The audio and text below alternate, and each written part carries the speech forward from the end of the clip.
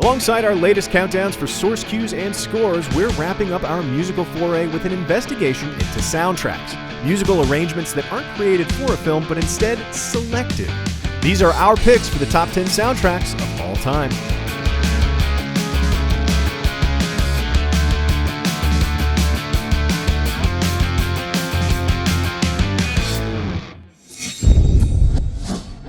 At first glance, a soundtrack seems pretty similar in function to a score, but with one simple trade-off.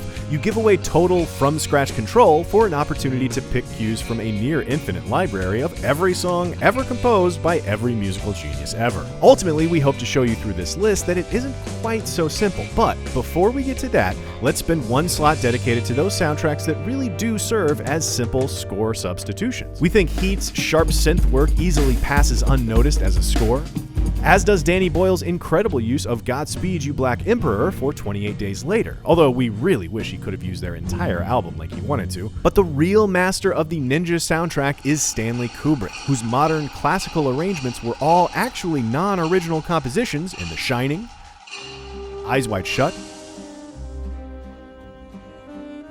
and most memorably for our first pick, in 2001, A Space Odyssey.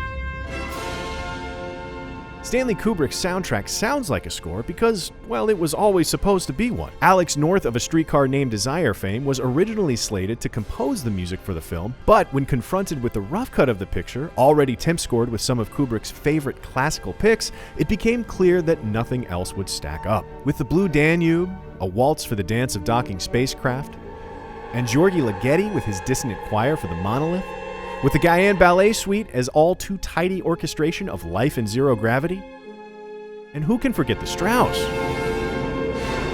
When we think of these songs, our minds go immediately to their use in 2001. They are so integral, important, and iconic to the film, he practically made them his own.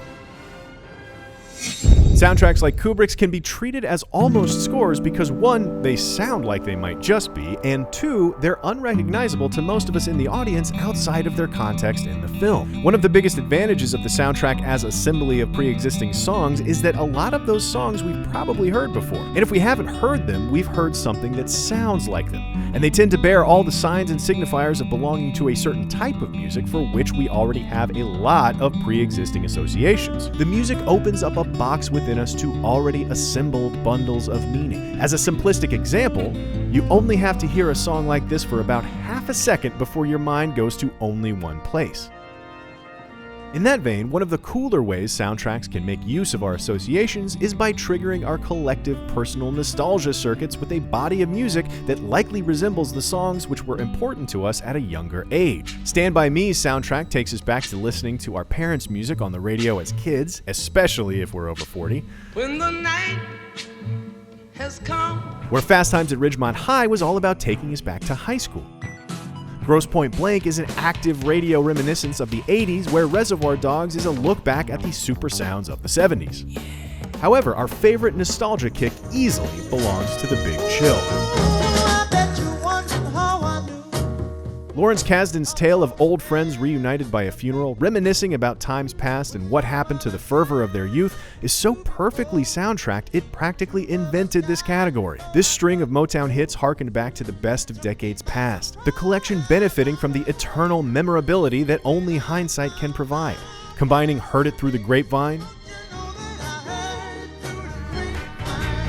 Joy to the World, Ain't Too Proud to Beg, My Girl, and so many more. From 1983, when the film was first released, all the way to today, this soundtrack has always transported its adult audiences back to a time in their lives when only the future was ahead of them. Beyond personal nostalgia, soundtrack choice can also conjure up a specific era or location around which we've already built up cultural and musical impressions, transporting us both in time and space. Dazed and Confused takes us back to Middle America in the 70s, where Almost Famous puts us right in the middle of the rock and roll scene. Saturday Night Fever's Bee Gees' heavy jams place us right into the middle of the disco craze, while American Graffiti's absolutely massive track listing is integral to re-establishing a sense of the 50s. Juice's soundtrack places us in the middle of 90s New York, while Barry Lyndon's transports us all the way back to Victorian England. However, if there's a soundtrack with a time and place we just can't stop listening to, it's gotta be the the one arranged for Oh Brother Where Art Thou. Oh Brother's octuple platinum soundtrack not only took its audiences on a sonic journey back to Depression-era Americana, but it almost certainly reignited a countrywide love affair with bluegrass. There's something so powerful about taking what most audience members would consider to be grandpa music and repackaging it in a format that reminds the world how entertaining, emotional, and fun it can be in order to allow us to re-experience the past. Not as something that happened far, far away, but in relation to our own present. And thanks to T-Bone Burnett's magnificently produced soundtrack of mostly contemporary artists performing the best old-time songs, audiences got to experience the joy of You Are My Sunshine, the dirge of Oh Death, and the absolute delight of I'm a Man of Constant Sorrow, in a way that teleported them all right back to where those songs originally came from. This is all well and good when you're playing Depression-era old-time music in front of Depression-era old-time imagery, but who's to say the music is doing much of the heavy lifting involved in the scene setting here, compared to, say, everything else on screen? To answer that, we have to take a look at the soundtracks that do it on their own, that profit off the genre associations that come from an era of music that has nothing to do with what's taking place on screen. It's a hip-hop Great Gatsby, inviting us to think of the lavish excess of the 20s like we think of the lavish excess of hip-hop today, and it's the retro soundtrack of Pulp Fiction that tells us this modern world will behave a little bit more like the mythic Americana of the 50s and 60s. It's the soulful, lonely sounds of Leonard Cohen interpreting the Western frontier for us from a different century in McCabe and Mrs. Miller. And it's 80s Brit metal lending an understandable edge to Vampires and the Lost Boys. It's an eclectic pop-punk amalgamation of Butthole Surfers and Prince to recontextualize the teenage attitude of Romeo and Juliet. And it's a rock and roll stadium soundtrack set to hype up the jousting of the Middle Ages in A Knight's Tale. But for our third pick, it's a young, wild, new wave soundtrack for a French queen in Marie Antoinette. Marie Antoinette's soundtrack was immediately controversial. Here was 18th century France without Mozart or Bach or stuffy harpsichords, but loud and brash and lively to the sounds of New Order and Bow Wow Wow and sushi in pastel pinks and Converse sneakers. It was historically inaccurate in so many ways. But of course, this was exactly the point. Sofia Coppola was shaking us out of experiencing the past as past and forcing the story back into the present. This was the story not of a queen or historical figure, but of an adolescent thrust into the brightest of spotlights and acting out as you would expect her to. And when you hear cues like The Strokes' Whatever Happened so perfectly articulating her inner dialogue, it's hard to argue with the results. The bold musical choices wrench the story from the arms of history books and force us to re-experience it with all the rebellion of the 80s post-punk scene, grafting our emotional associations from one era onto another, and in the process, lending insight into both.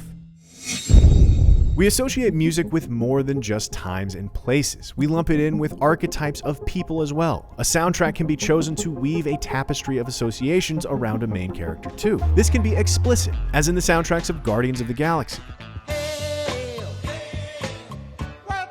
and High Fidelity, and Pump Up the Volume, and Baby Driver, that deliver us the music that their leads define themselves with. Or a little more associative, as in The Crow, bundling the rage of mid-90s metal on behalf of its lead, or Natural Born Killers, erratically combining Nine Inch Nails with opera and Leonard Cohen. It could be Lost in Translation's musical incarnation of a lonely duo, Clueless's vapid yet irresistible pop, or Shaft's slick as hell Isaac Hayes funk. But for our fifth pick, we think that there's no soundtrack that perfectly encapsulates the aggressiveness, desperation, and aspiration of a character like 8 Mile. Even before getting into the specifics, it's immediately clear upon first listen that the catchy, cocksure, explosive energy of 8 Mile's tracklist introduces us to the kind of fire-spitting, success-or-die-trying character that B-Rabbit turns out to be. But there is something special about how the album fits itself and its story into a greater hip-hop context. B-Rabbit is a thinly constructed facade around a semi-autobiographical Eminem, and it is often Eminem as artist whose voice we hear in the mix, dragging along all of the immense cultural baggage we have with him to be projected onto his character. But smartly, it's not just Eminem's voice, but also his contemporaries, Jay-Z, 50 Cent, D12, and Obi Trice. lending a sense of great in the making to B-Rabbit. These are worthy peers come to contribute, suggesting both a kinship of experience and a level of respect. But it doesn't stop there. The inclusion of tracks by Nas and Rakim elevate the story to the level of legend. The soundtrack is telling us a saga of a man attempting to earn a place for his name alongside the all-time greats, and succeeding at it. On the completely other end of the spectrum from inherited association, there's a bolder, hipper, more originalist take on the soundtrack, where, instead of leaning on music we already know, filmmakers go out of their way to show us music we probably don't. A film with a soundtrack like this says it's going to expand your horizons in fiction, but with an anchor in the real world for you to return to after. This is Soundtrack as Mixtape, a musical playlist built from obscure corners of the record store that might just expand our musical horizons in the direction of the film's essence. Wes Anderson is fantastic at this, especially in Rushmore and the Royal Tenenbaums. Cameron Crowe proves himself a genius at this in Vanilla Sky. He's kind of a genius at soundtracks in general. We feel a little bad that we didn't actually pick him on this list, even though he's managed honorable mentions in basically half our categories. Easy Rider, 500 Days of Summer, The Graduate, hell, even Space Jam are all awesome mixtapes. But if there's one man who mixtaped our entire childhoods, it's John Hughes in The Breakfast Club,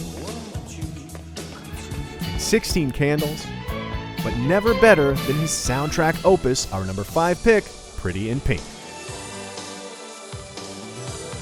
Where Sofia Coppola borrowed our association of new wave with teen angst to completely recast our view of a historical standby, 3 decades earlier, John Hughes largely created that connection in the first place. And while Hughes didn't direct this film, he did dispossess director Howard Deutsch from scoring it traditionally, instead convincing him, rightly, that the teen movie needed a proper teen soundtrack. And it's a funny thing. The story is as old and universal as they come. Boy loves girl, fitting in is a struggle, class matters until it doesn't. But Hughes' hipper-than-ever soundtrack predicted and precipitated a new alt-musical edginess that made this timelessness seem so very of the moment. But arranging a track list of New Order, The Smiths, and orchestral maneuvers in the dark that was cooler than previously thought possible, Hughes may have defined a generation in search of definition, ironically carving out a place for the alternative right in the middle of the mainstream. If you combine the mixtape that introduces you soundtrack with the evokes an entire time and place kind, you can end up with a collection that introduces you to entire new corners of the world through its music. These soundtracks, at their best, carve out landscapes of genres that audiences have probably never heard before, and attach them to the attitudes, styles, fashions, and entire subcultures that actually exist to produce them, expanding our map of the world through movie music. Singles took us back to a Seattle scene many people probably didn't know shared common origin. Trainspotting introduced us to a UK underground unfamiliar at least to American audiences. Hackers was an early dive into the electronica scene before it was cool, and Buena Vista Social Club took a documentary look at pre-revolutionary Cuban music. While Wild Style put hip-hop on the map before most people even knew what the hell it was with tracks from early pioneers like the Cold Crush Brothers and DJ Grand Wizard Theodore. However, for us, this pick belongs to The Harder They Come, for introducing and defining reggae for generations to come. Starring reggae star Jimmy Cliff, much of the film's plot tells a classic blaxploitation crime story. But behind this is a delight in the lively culture of Jamaica, and at its center, its music. From the Jimmy Cliff title track, to Desmond Decker's Rude Boy 007, to Toots and the Maytals' Pressure Drum. Each track is better than the last and lends the film a backdrop that may now feel familiar in its energy, but only because it was so revolutionary in its own time. If you need any convincing, go read some contemporary reviews of the film and delight at the flabbergasted newspaper man types trying to explain the term reggae. But for a real answer to the question of what reggae is and why it matters, just listen to the music from The Harder They Come, because there is no better introduction. Of course, we can't forget about the soundtracks that were so strong they actually spawned movies unto themselves, where the film served as a document to a present and ongoing musical and cultural revolution. This is Quadrophenia, or Pink Floyd's The Wall. It's the Monkey's Head, kind of the Ramones' Rock and Roll High School, and a string of awesome Beatles movies that started with A Hard Day's Night and peaked with Help. But if we had to pick a crazy awesome concept movie for a crazy awesome soundtrack album, it would have to be one for Prince. And no, we don't mean Batman, we're talking Purple Rain. Purple Rain came about when Prince demanded a movie of his managers if they wanted him to stay on with him, before he was a megastar but on the cusp of it. The result would eventually be the final tipping point for Prince. While not biographical, the film was about Prince in a loose, symbolic sort of way, and director Albert Minoli had over 100 unreleased tracks from which to build such a narrative. It was an opportunity to assemble a movie album for an artist on the brink of his best and most productive period, and with it, a chapter in the mythos of a man called Prince, unleashing upon the world a rock star unlike any it had ever seen before, anchoring the story to a musical revolution happening before its audience's ears.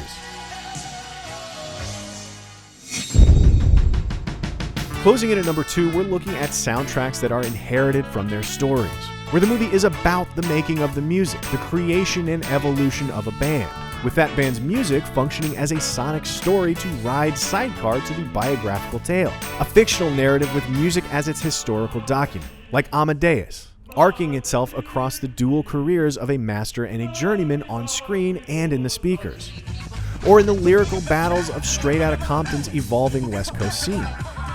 The Doors, Sid and Nancy, and Walk the Line all select beautiful evolutions from spectacular catalogs. But if there's a movie with the soundtrack that's most integral with the story it's telling, it's gotta be I'm Not Theirs. I'm Not There is a biopic of Bob Dylan in the loosest possible sense of the word, told with 6 different actors each playing a different character inspired by a different facet of Dylan, either as he portrayed them himself or as others have purported him to be. It is a discontinuous assemblage of irreconcilable parts, making no attempt to wrap itself up into easy answers. It is only fitting then that the musical story of the man is equally schizophrenic, for it's not just Bob Dylan himself who is given the microphone and offered an opportunity to tell the tale of his music, but cover artists from seemingly every corner of the musical world, from Willie Nelson to Eddie Vedder to Sufjan Stevens to Sonic Youth. It is a reinterpretation of his artistic side at the same time as it is of his biography, finding Bob Dylan in Southern rock and folk and grunge and country, while it finds the Southern rock and folk and grunge and country in Bob Dylan. Finally, finishing us off at our top slot, if we're talking evolution and identity, there are soundtracks that take on more than just a single man. Some soundtracks set out to trace the evolution of an entire culture through their musical selections. And if you think about it, it's just crazy enough to work. Music is certainly one of the most accessible and all-encompassing aspects of a culture. And if the soundtracks on this list so far have shown us anything, it's that they definitely contain and convey the fashions, views, attitudes, hell, even the prevailing emotions of certain times and places and people and movements. 24 Hour Party People traces the Manchester music scene in narrative and in vibe from outset to decline.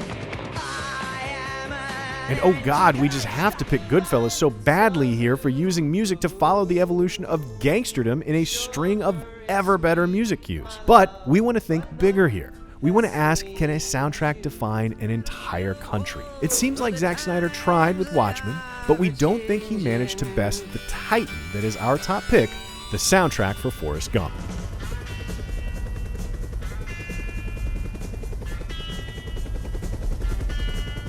Forrest Gump sets out to tell the story of a man who has inadvertently woven himself into the story of his country and its culture in small, meaningful ways. So it's only fitting that it carries a soundtrack that co-evolves with him. From 1949's Lovesick Blues through 1980's Against the Wind, Forrest Gump tracks along through 3 decades of rock, blues, and R&B. The music all comes with an immediate knee-jerk connection to a national era and a national mood, such that only a few bars is enough to take us right to that spot in our national past. And their narrative prominence and succession serves to connect them. Forrest Gump, the man, is a catalyst that got the camera pointing at all the background events that seem to have made America what it was. And the same is true for the music. The soundtrack to Forrest Gump is the soundtrack of a certain period of American history. But while the story is fiction, the music is not. And this allows audiences to extrapolate this fictional interpretation of America back onto the real world.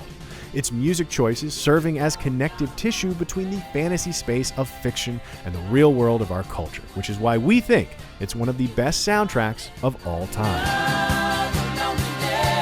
So What do you think? Disagree with any of our picks? Do we leave out any of your favorite soundtracks? Let us know in the comments below. Check out the Spotify playlist link in the description for all the songs on this list. And as always, be sure to subscribe for more CineFix movie lists.